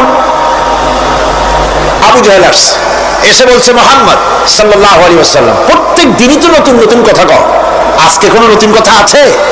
হুজুর বললেন, হ্যাঁ নতুন কথা আছে। কি? বলে, এই তো শেষ রাত্রে জিবরাইল আসছিল, আমারে নিয়ে গেল বাইতুল মুকাদ্দাসে, জেরুজালেমে গিয়ে নামাজ পড়লাম, ওইখান থেকে মহাকাশ পাড়ি দিলাম, 7 আকাশ পাড়ি দিলাম, সিদরাতুল মুনতাহা গেলাম, আরশে আজিম ভ্রমণ করলাম, আল্লাহর সাথে কথা কইলাম, জান্নাত জাহান্নাম দেখলাম, তারপরে আবার এই আয়েশা নামাজ পড়ে তোমাদের সাথে কথা বলতেছি। আবু জাহেল কয় যে, খাইস, যাও, মাথা টাথা একটু ভালো ছিল, এখন তাও সর্বনাশ হয়ে গেছে। ভাই মুহাম্মদ সাল্লাল্লাহু আলাইহি ওয়াসাল্লাম, তুমি যা বললা এই কথাটা আমি কি হুবহু মানুষের কাছে বলবো? হুজুর বলছেন, অবশ্যই বলো গিয়ে। আবু জাহেল চিন্তা করলো, দিস ইজ দ্য মোমেন্ট, এটাই হলো আসল সুযোগ পেয়ে গেছে মানুষকে বিভ্রান্ত করার জন্য। সবার আগে ছুটে চললো হযরত আবু বকর রাদিয়াল্লাহু তাআলা আনহুর বাড়িতে, যে বলছেন, আবু বকর শুনেছ? বলে, কি? মুহাম্মদ সাল্লাল্লাহু আলাইহি ওয়াসাল্লাম এই রকমের কথা বললো, বিচারের মাথাটাতে যাও ভালো ছিল, শেষ। হুজুর বলছেন, আবু জাহেল, আমার রাসূল কি এরকম বলেছেন? আবু জাহেল বলছে, আমার নিজ কানে শুনে আসলাম, এখনো তিনি সেখানে বসা। হযরত আবু বকর বলেন, আবু জাহেল, আমার আল্লাহর নবী তিনি যদি এরকম কথা বলে থাকেন, তাহলে আমি কোনো সন্দেহ পোষণ করি না, অবশ্যই আল্লাহ রাব্বুল আলামিনের হাবিব যা বলেছেন তা সত্য। হযরত আবু বকর রাদিয়াল্লাহু তাআলা আনহু মসজিদে হারামে আসলেন, হুজুরকে জিজ্ঞেস করলেন, হুজুর, আবু জাহেল আমাকে এইসব কথা বললো, এগুলি কি ঠিক? হুজুর বললেন, হ্যাঁ। তিনি ঘটনা বয়ান করলেন। হযরত আবু বকর বললেন, হে রাসূল, আপনি যা বলেছেন সত্য বলেছেন, আপনার মেরাজ ঠিক হয়েছে, সঠিক হয়েছে, সন্দেহ নাই। হুজুর বলেন, আবু বকর, তুমি তো শুধু আবু বকর নও, তুমি সিদ্দিক। সত্যকে যারা অকুণ্ঠ চিত্তে, অকুণ্ঠ চিত্তে, দ্বিধাহীন ভাবে যারা সত্যের সামনে মাথা নত করেছে, গ্রহণ করে নিয়েছে, দ্বিমত পোষণ করে নাই, কোন রকমের দুষ্ট বুদ্ধির আশ্রয় গ্রহণ করেনি, উল্টাপাল্টা করেনি, এই সমস্ত মানুষেরই হলো সিদ্দিক। আর এদের দলকেই সিদ্দিকিন বলা হয়। তাহলে নবীয়্যিন, সিদ্দিকিন, এনারা হচ্ছেন নেয়ামত প্রাপ্ত। 3 নম্বরে হচ্ছে শুহাদা, সত্যকে যারা সত্যের সাক্ষী দিয়েছে, সত্যের সাক্ষ্যদাতা। সত্য হচ্ছে ইসলাম। সত্য কি? ইসলাম। সত্য হচ্ছে আল্লাহ, সত্য হচ্ছে নবী, সত্য হচ্ছে কোরআন, সত্য হচ্ছে হাদিস। এই মহাসত্যকে যারা স্বীকৃতি দিয়েছে, নিজেদের কথা দিয়ে, কাজ দিয়ে, ধন দিয়ে, সম্পদ দিয়ে, এমনকি নিজের জীবনটা এই রাস্তায় বিলিয়ে দিয়ে মহাসত্যের চিরস্থায়ী সাক্ষী দিয়ে দুনিয়া থেকে যারা বিদায় হলেন, ওনারা হচ্ছেন শহীদ। আজ রাস্তাঘাটে শহীদ হয়, যার তার নামের আগে শহীদ বসায় দেয়। শহীদ এত সোজা জিনিস নয়। আল্লাহর রাস্তায়, ধর্মের জন্য, ইসলামের জন্য, আল্লাহর জন্য, কোরআনের জন্য, রাসূলের জন্য যারা জীবন দেন, তারাই হচ্ছে শহীদ। এই শহীদদের মর্যাদা আল্লাহ রাব্বুল আলামিন এত বেশি মর্যাদা দান করেছেন, শহীদদের মর্যাদা আল্লাহ পাক দিয়েছেন। কিয়ামতের দিন শহীদদের কোনো বিচার করা হবে না, আল্লাহ রাব্বুল আলামিন শহীদদেরকে বিনা বিচারে জান্নাত দিয়ে দিবেন। শহীদের বিশাল মর্যাদা, বিরাট মর্যাদা। এই শহীদ শাহাদাতের তামান্না প্রত্যেক মুসলমানের ভিতরে থাকতে হবে। হুজুর বলেছেন শহীদি মওতের যন্ত্রণা পিঁপড়ায় কাটার যন্ত্রণার চাইতে বেশি কিছু নয়। শাহাদাত হচ্ছে এপারে মওত আর ওপারে আল্লাহর সঙ্গে দেখা হয়ে যাবে। শহীদি মওত হচ্ছে আল্লাহর সঙ্গে দেখা করার একটা সেতু বন্ধন, একটি সেতু, একটি ব্রিজ, একটা পুল, একটা সাঁকো। এপারে দুনিয়া, ওপারে আল্লাহ পাকের সঙ্গে দেখা হবে। সুবহানাল্লাহ। ভাইরা, ইসলামের জন্য যারা জীবন দিলেন, যারা শাহাদাত বরণ করলেন, তারা জাতির সম্মানের পাত্র। সেই সম্মান, সেই মর্যাদা আল্লাহ রাব্বুল আলামিন শহীদদের প্রদান করেছেন। হযরত আব্দুল্লাহ জুলবাজাদাইন, যার কথা বুখারীতে লেখা হয়েছে। সুবহানাল্লাহ। যুবক মানুষ ইসলাম কবুল করেছেন। ইসলাম কবুল করতে গিয়ে বাড়ি ঘর জায়গা জমি কিছুই ছিল না। ছোট্ট অবস্থায় বাবা মারা গেছে, চাচার ঘরে লালিত পালিত হচ্ছিলেন। এরপরে রাসূলের প্রতি ঈমান আনবেন, চাচার ভয়তে পারেন না। হুজুর হিজরত করলেন। আব্দুল্লাহ, তার নাম ছিল আব্দুল উজ্জা। তিনি চলে গেলেন চাচার কাছে। চাচা গো, মুহাম্মদ সাল্লাল্লাহু আলাইহি ওয়াসাল্লাম আল্লাহর নবীর ব্যাপারে তোমার মত কি? তিনি বলেন আমারও তো তাই মনে হয়। যদি তাই মনে হয় তার উপর ঈমান আনবেন কিনা? চাচা বলে না, কখনো ঈমান আনবো না। ভাতিজা বলতেছেন চাচাজি, বছরের পর বছর ধরে অপেক্ষা করতেছিলাম, আমি আপনার অধীনে আছি বলে ইসলাম কবুল করতে পারি নাই। আমার ইচ্ছা ছিল আপনি আগে করবেন, তারপরে আপনাকে দেখা দেখি আমি করব। কিন্তু আপনি যখন ইসলাম কবুল করলেন না আর করবেন না বলে যখন ঘোষণা দিলেন, আপনাকে উপস্থিত রেখে আমি ঘোষণা দিলাম লা ইলাহা ইল্লাল্লাহু মুহাম্মাদুর রাসূলুল্লাহ। চাচা বলছে, ভাতিজা এর পরিণাম জানো? কয় না, জানি না। এর পরিণাম হচ্ছে তুমি আমার বাড়িতে থাকো, আমার বাড়ি ছাড়তে হবে। বললেন রাজি আছি। উট ছাগল ভেড়া ঘোড়া যা দিছি ছাড়তে হবে, বলছে রাজি আছে। চাচা বলছে শুধু তাই নয়, পরনে যে লুঙ্গি আছে, গায়ে যে জামা আছে, তামার পয়সার লুঙ্গি জামা ছাড়তে হবে। ভাতিজা বলছে ঈমানের জন্য যা চাও সব ছেড়ে দেব। জামা লুঙ্গি খুলে ফেলে দিয়ে দিলেন। হাদিস। তিনি চলে গেলেন মায়ের কাছে ওই অবস্থায়। মা এই যুবক ছেলেকে উলঙ্গ অবস্থায় দেখে দুই হাত দিয়ে নিজের চোখ চেপে ধরেছেন। বাবা, তোমার এই অবস্থা কেন? ছেলে বলছেন, মা, ঈমান আনার কারণে আমার এই অবস্থা হয়েছে। মা বলে, বাবারে কি চাও আমার কাছে? আব্দুল উজ্জা বলছে, মা কিচ্ছু চাই না, একটুখানি কাপড় আমারে দাও, আমি বিশ্ব নবী মুহাম্মদ সাল্লাল্লাহু আলাইহি ওয়াসাল্লামের খেদমতে যেতে চাই। মায়ের কাছে পুরানা কম্বল ছিল, কম্বলটা তিনি দিয়ে দিলেন।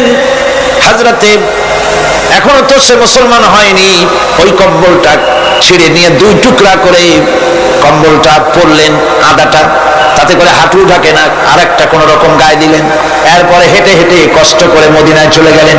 মসজিদে নববীর ভিতরে ঢুকে দরজার কাছে বসা বিশ্বনবী জনাবে মুহাম্মদ রাসূলুল্লাহ সাল্লাল্লাহু আলাইহি ওয়াসাল্লাম মসজিদে নববীতে যুবক, হাঁটুর উপরে কাপড়, মাথার চুল উস্কো খুস্কো চেহারা, ক্ষুধার্ত চেহারা।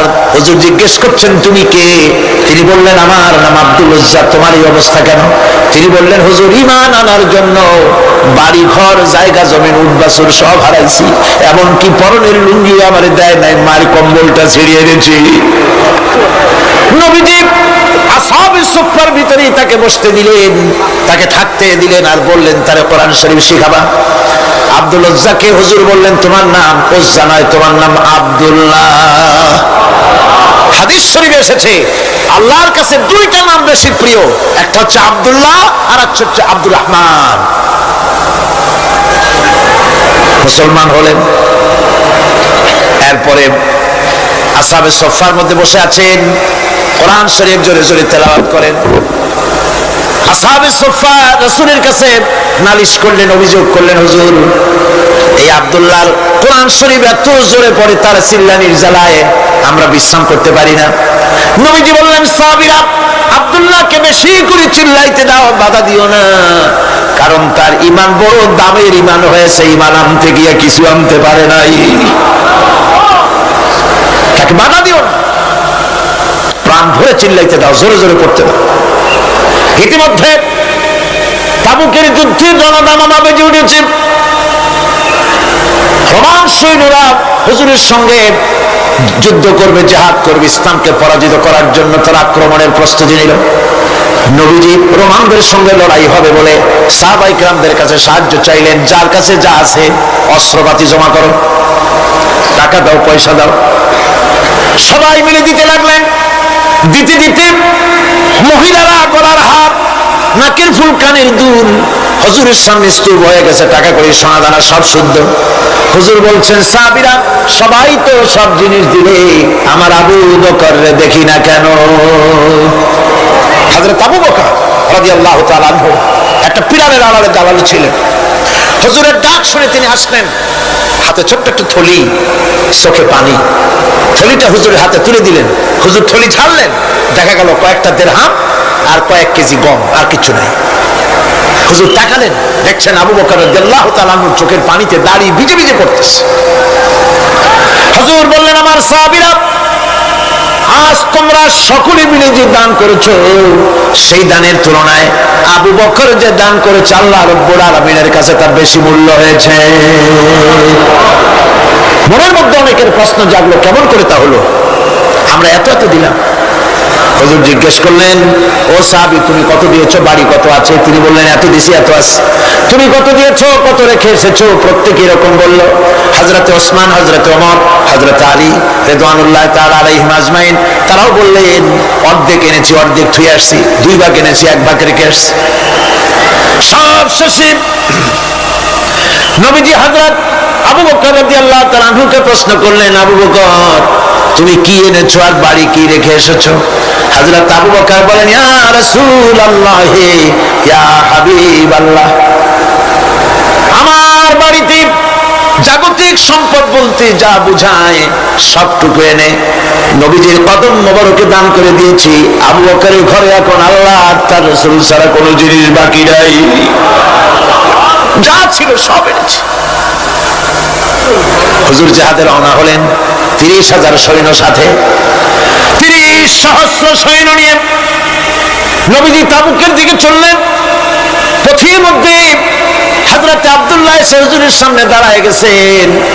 আব্দুল্লাহ এসে বলেন, ইয়া রাসূলুল্লাহ, একটু দাঁড়ান। এই জিহাদে মেয়ে লোক পুরুষেরা সাহাবীরা সবাই প্রাণ ভরে দান করলো, কিন্তু আমি এমন এক বান্দা, আল্লাহর কিছুই দিতে পারলাম না। আমার তো দেওয়ার মতো কিছুই নাই হুজুর, আমার দেওয়ার মতো কিছুই নাই। তবে আমি আপনার কাছে দোয়া চাই, আপনি দোয়া করুন, আমি যেন এই যুদ্ধে, এই জিহাদের ময়দানে আমি যেন শহীদ হতে পারি। নবীজি বললেন, একটু বাকল নিয়ে আসো গাছের। একটা গাছের বাকল আনা হলো। এই বাকলটা হুজুর নিজ হাতে আব্দুল্লাহর হাতে বাঁধা দিলেন আর বললেন, রব্বুল আলামিন, আমি আব্দুল্লাহর রক্ত কাফিরদের জন্য হারাম করে দিলাম। হযরত আব্দুল্লাহ কেঁদে জারজার হয়ে যাচ্ছেন, বলছেন, ইয়া রাসূলুল্লাহ, আমি চাইলাম শহীদ হব, আর আপনি আমার রক্তকে কাফেরদের জন্য হারাম করে দিলেন। হুজুর বলেন, আব্দুল্লাহ রে, এখন যদি তোমার মৃত্যু জ্বরের ভিতর হয়, আল্লাহ রাব্বুল আলামিন তোমার শাহাদাত নসিব করে দিবেন। তাবুকের ময়দানে হুজুর চলে গেলেন। কয়েকদিন পরে খবর আসলো হুজুরের কাছে, আব্দুল্লাহ কয়েকদিন জ্বর ভোগ করে আব্দুল্লাহ মারা গিয়েছেন। হুজুর বললেন, তার জানাজার ব্যবস্থা করো, কাফন দাফনের ব্যবস্থা করো। ব্যবস্থা হয়ে গেল। রাতের বেলায় দাফন হবে। একজন লোক কবরের কাছে দাঁড়ায় টিম টিম করে একটা আলো নিয়ে দাঁড়ায় আছে, আর একজন লোক কবরের ভিতরে নেমেছেন। 2 ব্যক্তি লাশ 2 হাতে উঁচু করে নিয়ে আসতেছেন কবরের কাছে। যিনি কবরের ভিতরে দাঁড়ানো, তিনি তিনি বলতেছেন, লাশ বহন করে তোমরা যে দুইজন আনতেছো, লাশের সাথে খবরদার বেয়াদবি করো না, তোমাদের ভাইয়ের সঙ্গে আদব করো। এই বলে কবরের ভিতরে তিনি দাঁড়িয়েছিলেন, তিনি লাশটারে ধরলেন। কবরের ভিতরে দাঁড়িয়ে তিনি লাশ ধরেছেন, লাশকে কবরে শোয়াই দিয়েছেন। তিনি আর কেউ নন, তিনি বিশ্ব নবী মুহাম্মদুর রাসূলুল্লাহ। নিজের হাতে হযরত আব্দুল্লাহকে শোয়াই দিলেন। লাশ বহন করে যে দুইজন আনলেন, তার একজন হলেন হযরত আবু বকর আর একজন হযরত ওমর রাদিয়াল্লাহু তাআলা আনহুমা। আর আলো নিয়ে যিনি দাঁড়িয়েছেন, টিম টিম করে জ্বলতেছেন, তিনি হযরত বেলাল। কবরের ভিতরে হযরত আব্দুল্লাহকে শুইয়ে দিয়ে উপরে মাটি দিয়ে নবীজি কবরের দুই দিকে হাত দিয়া আল্লাহ রাব্বুল আলামিনের দরবারে ফরিয়াদ তুললেন, রব্বুল আলামিন, আমি আজকে সন্ধ্যা পর্যন্ত এই আব্দুল্লাহর প্রতি রাজি ছিলাম, খুশি ছিলাম। আল্লাহ গো, তুমি আব্দুল্লাহর প্রতি রাজি হয়ে যাও।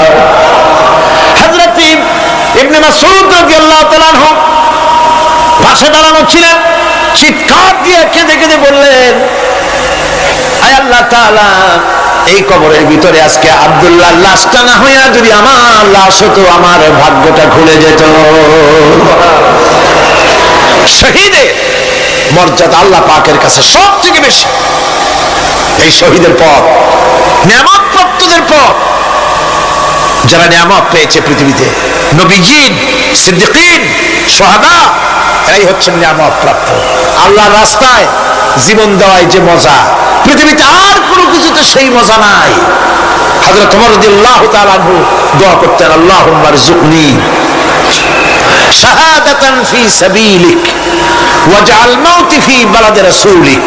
আয় আল্লাহ, তুমি আমাকে শাহাদাতের মওত আমাকে দান করো। শাহাদাতের তামান্না প্রত্যেকটি মুসলমানের ভেতরে থাকতে হবে। শহীদ হওয়া যাবে ইসলামের জন্য। সময় হয়তো আসতে পারে, হয়তো এমন সময় আসতে পারে যখন কোরআনের মর্যাদাকে টিকে রাখার জন্য, সুন্নতে নববীকে টিকে রাখার জন্য জান দেওয়া লাগতে পারে। তখন কি আপনারা জীবন দিতে পারবেন?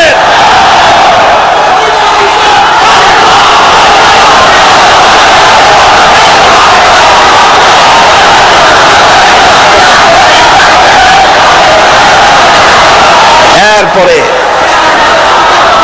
চতুর্থ নম্বরে হচ্ছে সালিহিন। চতুর্থ নম্বরে কি?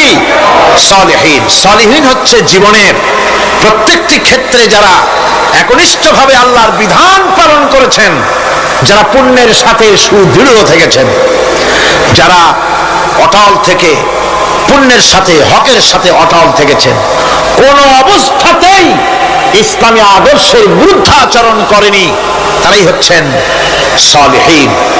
ইসলামের আদর্শ ছাড়ে নাই, পরিত্যাগ করে নাই, জীবনের সবকিছুর বিনিময় এটাকে আঁকড়ে ধরে থেকেছেন, ইসলামী আদর্শের পরিপন্থী কিচ্ছু করেন নাই। এরা হচ্ছেন সালিহিন। কোন আলহামদুলিল্লাহ। আল্লাহর অনুগ্রহ প্রাপ্ত কয় শ্রেণী? 4 শ্রেণী। নবীজিন, সিদ্দিকিন, শুহাদা, সালিহিন, এই 4 শ্রেণীর লোকেরাই হচ্ছে নিয়ামত প্রাপ্ত। আমরা বলেছি সিরাতাল্লাযীনা আন'আমতা আলাইহিম গায়রিল মাগদুবি আলাইহিম ওয়ালাদ-দাল্লিন। নিয়ামত প্রাপ্তদের পথ চাই, অনুগ্রহ প্রাপ্তদের পথ, আর অভিশপ্ত পথভ্রষ্টদের পথ আমরা চাই না, আমরা পরিহার করে চলবো। এটা একটু আদাও বটে। যারা অভিশপ্ত, যারা পথভ্রষ্ট, তারা কারা? মাগদুব এবং দল্লিন। মাগদুব হচ্ছে অভিশপ্ত, দল্লিন হচ্ছে পথভ্রষ্ট। দুনিয়ার সমস্ত মুফাসসিরিন, মুহাদ্দিসিন সব একমত, মাগদুব হচ্ছে ইহুদিরা। মাগদুব কারা? বলেন না কারা? আর দল্লিন, অভিশপ্ত কারা? খ্রিস্টানেরা। বলেন কারা? একটুখানি জোরে সোরে দরুদ শরীফ পড়েন। সালাতুন ইয়া রাসূলুল্লাহ আলাইকুম, সালামুন ইয়া হাবিবাল্লাহ আলাইকুম। জোরে বলেন।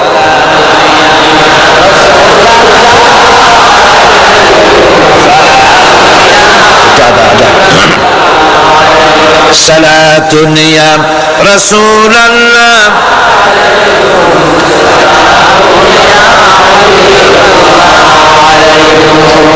ভাইরা, ইহুদিদের অভিশপ্ত হওয়ার কারণটা কি? আল্লাহ রাব্বুল আলামিন বলেন, শোনো কারণ কি। وَضُرِبَتْ عَلَيْهِمُ الْمَسْكَنَةُ ذَلِكَ بِأَنَّهُمْ كَانُوا يَكْفُرُونَ بِآيَاتِ اللَّهِ وَيَقْتُلُونَ الْأَنبِيَاءَ بِغَيْرِ حَقٍّ ذَلِكَ بِمَا عَصَوْا وَكَانُوا يَعْتَدُونَ। তাদের উপর দারিদ্র এবং অসহায়তার অভিশাপ বর্ষিত হয়েছে। এর কারণ হলো তারা আল্লাহ পাকের আয়াতকে অস্বীকার করেছে, তারা অকারণে আল্লাহর নবীদেরকে হত্যা করেছে এবং প্রত্যেকটি ব্যাপারে আল্লাহর শরীয়তের সীমা লঙ্ঘন করেছে। যুরিবাত আলাইহিমুল যিল্লাতু ওয়াল মাসকানা ওয়া বাউ বিগাযাবিন মিনাল্লাহ। আল্লাহ পাক বলেছেন, চিরকাল ইহুদিরা অভিশপ্ত, তাদের কোন আবাসস্থল হবে না, সারা জীবন ঘুরে বেড়াবে। আপনারা বলবেন, ওই ঘুরে বেড়ায় না তো, তাদের তো জায়গা হয়েছে জেরুজালেমে, ইসরায়েলে, সেখানে তারা জায়গা করে নিয়েছে। তাহলে এটা কেমন হলো? এটা এইভাবে হচ্ছে, ওখানে তাদেরকে প্রতিষ্ঠিত করেছে আমেরিকা, ঠিক কিনা? আল্লাহ পাক কোরআন শরীফের মধ্যে বলেছেন, যদিও মানুষের সাহায্যে কোনো জায়গায় তাদেরকে আল্লাহর ইচ্ছায় অথবা মানুষের সাহায্যে কোথাও যদি জায়গা হয়, অপমানের জীবন যাপন করতে হবে সারাটা জীবন, কিয়ামত পর্যন্ত ধুকে ধুকে মরতে হবে, দেশে দেশে ঘুরে বেড়াতে হবে ভিক্ষুকের মতো। সে অবস্থাই হয়েছে। আমেরিকা ওদের উপর থেকে হাত উঠায়নি। মধ্যপ্রাচ্যের আজকের 20 ফোঁড়া ইসরায়েল, আমেরিকা যদি তাদের রুবুবিয়াতে প্রতিপালনের হাতটা উঠায় নেয়, তাহলে আরব দেশে যত লোক আছে যুদ্ধ করা লাগবে না, এক পাশে গিয়ে পেশাব করলে ভাইসে লোহিত সাগরে চলে যাবে। সুতরাং এই ইহুদিদের পথ অনুসরণ করা যাবে না। ইহুদিরা অপরাধ করছিল কি? একটু আগেই বললাম, তারা আল্লাহর আয়াতকে অস্বীকার করেছে, তারা নবীদেরকে হত্যা করেছে, এটাই হলো তাদের অপরাধ। তারা শরীয়তের ব্যাপারে বাড়াবাড়ি করেছে। আর খ্রিস্টানরা, তাদের অপরাধ কি?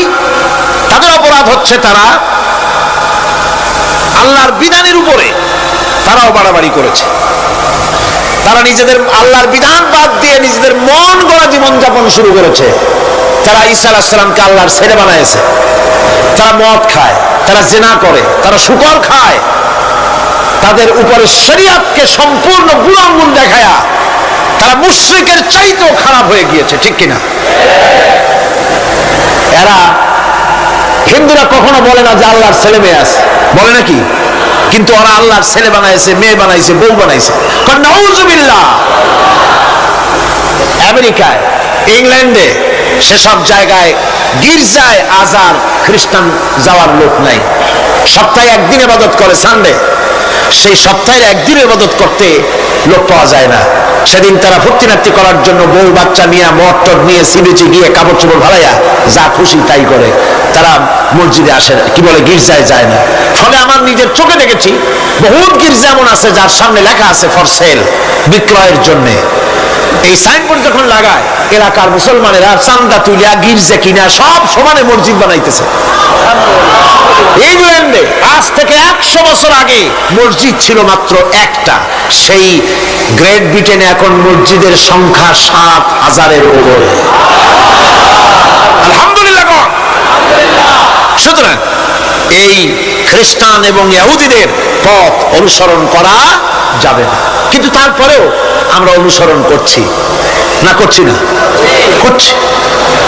বিশ্বকবি, কবি সম্রাট আল্লামা ডক্টর ইকবাল रहमतुल्लाह अलैहि সুন্দর করে বলেছেন, वदर में हो तुम नसारा तो तमद्दुन में हो नूर, वदर में हो तुम नसारा तो तमद्दुन में हो नूर, ये मुसलमान है जिन्हें देख के शर्माए यहूद।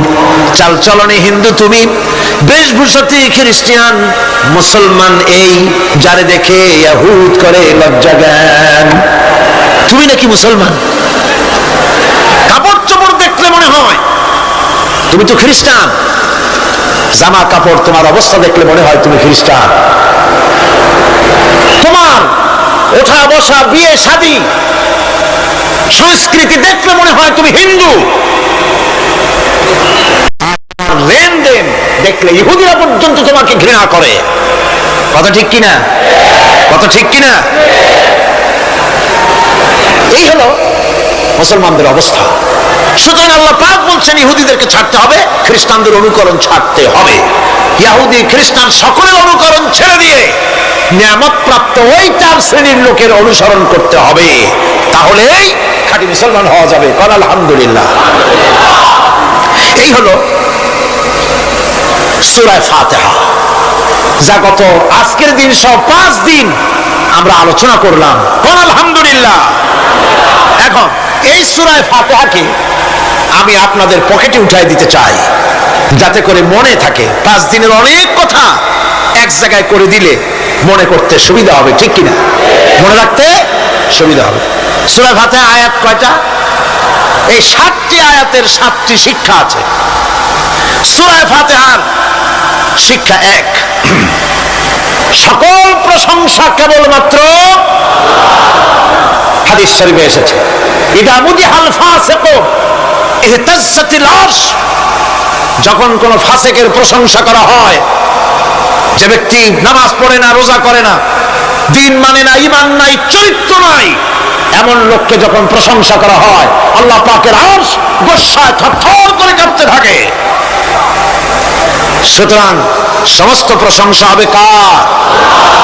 আল্লাহুম্মা আমিন। ربنا ظلمنا أنفسنا وإن لم تغفر لنا وترحمنا لنكونن من الخاسرين ربنا لا تزغ قلوبنا بعد إذ هديتنا وهب لنا من لدنك رحمة إنك أنت الوهاب ربنا فاغفر لنا ذنوبنا وكفر عنا سيئاتنا وتوفنا مع الأبرار ربنا وآتنا ما وعدتنا على رسلك ولا تخزنا يوم القيامة إنك لا تخلف الميعاد আয় আল্লাহ রব্বুল আলামিন, বিশাল এই জনতা নিয়ে তোমার দরবারে হাত তুলেছি। রব্বুল আলামিন, কোরআনে কারীমের মাহফিল বড় আশা করে হাত তুলেছি। মেহেরবানি করে আলোচনার সওয়াব রাসূল করিম সাল্লাল্লাহু আলাইহি ওয়াসাল্লামের রূহ মুবারকে পৌঁছায় দাও। तमाम পৃথিবীর মাটির নিচে মুমিন মুমিনাত যারা শুয়ে আছে তাদের রূহের উপরে সওয়াব পৌঁছায় দাও। রব্বুল আলামিন, আমাদের মা বাপ যাদের দুনিয়া থেকে বিদায় হয়ে গেছে, কবরগুলিকে জান্নাতের টুকরা বানায়া দাও। রব্বির হামহুমা কামা রব্বায়ানি সগীরা। সবাই পড়েন, রব্বির হামহুমা কামা রব্বায়ানি সগীরা। আল্লাহ, আমাদের মা বাপ যাদের বেঁচে আছে স্বাস্থ্য ভালো রাখো। আল্লাহ তাদেরকে হায়াতে তাইয়্যিবা দাও, সেহাতে কুল্লিয়া দাও, খাতিমা বিল খাইর করো। রব্বুল আলামিন, কোরআনে কারীমের মাহফিলে বড় আশা করে আমরা হাত তুলেছি। আমাদের জিন্দেগির সকল গুনাহ খাতা মাফ করে দাও। আয় আল্লাহ তাআলা, জীবনে বহু গুনাহ করেছি, গুনাহ করে করে জীবনটাকে নষ্ট করে দিয়েছি। আয় আল্লাহ, তুমি দয়া করে মেহেরবানি করে আমাদের জিন্দেগির গুনাহ মাফ করে দাও। রব্বুল আলামিন, না বুঝে সওয়াব মনে করে অনেক শিরক বিদআত আমরা করেছি, মনে করেছি ওতে সওয়াব হবে, আমরা বুঝি নাই। আল্লাহ, আমাদের ভুল বুঝানো হয়েছে, নিজেরাও ভুল বুঝেছি। এভাবে সওয়াবের নিয়তে শিরক বিদআত আমাদের মধ্যে থেকে যা হয়েছে, আল্লাহ দয়া করে তুমি আমাদেরকে ক্ষমা করে দাও। আয় আল্লাহ, আমাদেরকে দয়া করে শিরক এবং বিদআত মুক্ত জীবন যাপনের তৌফিক দিয়ে দাও। রব্বুল আলামিন, এত বড় বিরাট তাফসীর ও কোরআন মাহফিল, লক্ষ লক্ষ টাকার প্রয়োজন। আল্লাহ টাকা পয়সার অভাব নাই। রব্বুল আলামিন তুমি গানি আর আমরা ফকির। আয় আল্লাহ, এই শহরেতে এমন লোক আছে একজনই মাহফিলের খরচ দিয়ে দিতে পারে। আল্লাহ তোমার বান্দাদের দিল তুমি নরম বানাইয়া দাও। কোরআনের মাহফিল কোন বছর ঋণগ্রস্ত থাকে নাই, এবারও যেন থাকে না। আল্লাহ বাজেট যা আছে তার চাইতে বেশি তুমি মেহেরবানি করে জোগাড় করে দাও রব্বুল আলামিন। আরেকটা দোয়া তোমার দরবারে করি, চেস্তিয়া আর বজনিয়া শেষ হয়ে গেল আল্লাহ, ওদের সাথে আমাদের রক্তের সম্পর্ক নাই, ওদের সাথে আমাদের আত্মীয়তার সম্পর্ক নাই, ওদের সাথে আমাদের শুধু ইমানের সম্পর্ক।